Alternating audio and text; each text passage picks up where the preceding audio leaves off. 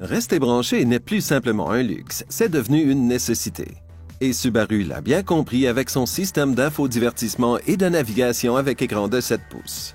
Bienvenue à cette série de capsules vidéo portant sur le système d'infodivertissement de votre nouvelle Subaru. Pour de l'information détaillée, veuillez consulter le manuel du système de navigation.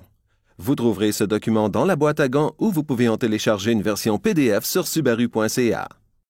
Les capsules vidéo de cette série portent sur les sujets suivants: navigation GPS, appli, audio et divertissement, information sur le véhicule, utilisation de votre téléphone et personnalisation des paramètres.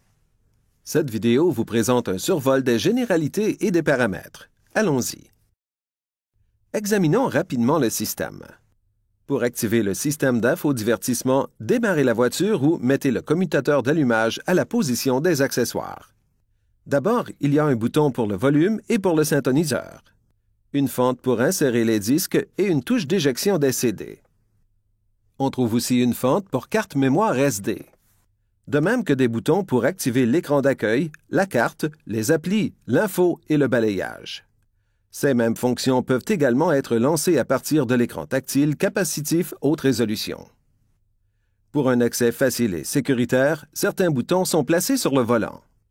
Ici, vous pouvez augmenter ou diminuer le volume, changer les stations de radio, couper le son, parcourir votre liste de stations en mémoire, modifier la source audio, activer les commandes vocales, ainsi que répondre et mettre fin aux appels téléphoniques. Voyons comment fonctionnent les commandes vocales. Vous pouvez gérer certaines caractéristiques, telles le contrôle de température, au moyen de commandes vocales. Que voulez-vous faire? Diminuer température du passager à 19 degrés. Réglage de la température du passager à 19 degrés.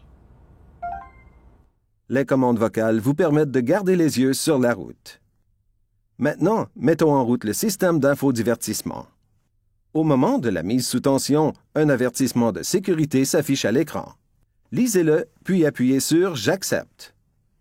À partir de l'écran d'accueil, vous avez accès au bouton des paramètres qui permet de régler les diverses fonctions du système, notamment écran allumé ou éteint, paramètres généraux, mode d'affichage en écran partagé, activation vocale, réglages généraux d'affichage, fonction Bluetooth, réglage téléphone, réglage audio, personnalisation du véhicule, informations sur l'utilisation et l'entretien du véhicule. Regardons maintenant individuellement chacun de ces boutons. Pour éteindre l'écran, cliquez sur le bouton afin de le désactiver. Pour réactiver l'écran, appuyez sur n'importe quelle touche. Ou utilisez la commande vocale « Allumez l'écran ». Appuyez sur le bouton « Général » pour accéder aux réglages de nombreuses fonctions. On peut régler l'horloge de manière à ce que l'heure s'ajuste automatiquement via le signal GPS. On peut modifier ici la langue du système d'infodivertissement et choisir entre l'anglais, le français et l'espagnol. Vous pouvez même modifier le schéma de couleur du système. Pour personnaliser encore davantage le système, vous pouvez modifier l'affichage en sélectionnant l'écran partagé et définir les deux fonctions qui seront affichées dans chacune des sections: navigation, audio ou téléphone. Pour ajuster le volume des commandes vocales, appuyez sur la touche Voix et sélectionnez vos préférences. Ou appuyez sur Message de reconnaissance vocale pour afficher la liste des guides vocaux. Pour définir les paramètres d'affichage, cliquez sur la touche Affichage puis sur Général et sélectionnez vos préférences de luminosité et de contraste.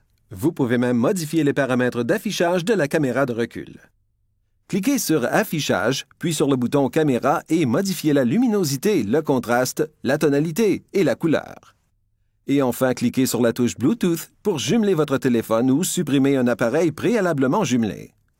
Pour une marche à suivre détaillée sur le jumelage d'un téléphone, reportez-vous à la capsule vidéo de cette série portant sur la fonction Bluetooth.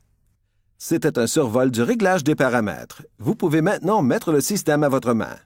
Songez à consulter le manuel du système de navigation pour obtenir de l'information complémentaire sur ce sujet et sur toutes les autres fonctions du système.